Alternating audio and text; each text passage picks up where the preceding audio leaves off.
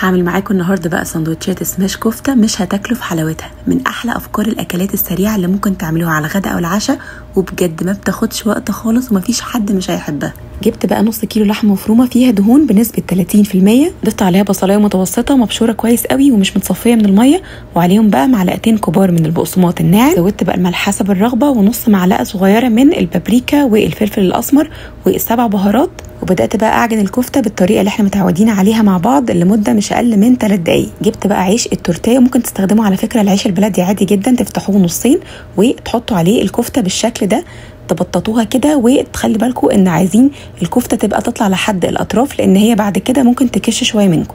طاسه بقى غير لاصقه نحط فيها شويه زيت وننزل فيها بساندوتش الكفته من الناحيه اللي فيها اللحمه يا دوبك بالظبط دقيقه وخلاص تكون استوت، ونقلبها على الناحيه الثانيه بالشكل ده. في النص بقى ابدعوا وحطوا اللي انتوا عايزينه. انا حطيت هنا جبنه شيدر، مره حطيت شيدر ومره حطيت شيدر مع طماطم وخس، ممكن تحطوا موتزاريلا مع مايونيز مع كاتشب، ممكن تحطوا في النص طحينه، يعني اللي انتوا عايزينه اعملوه.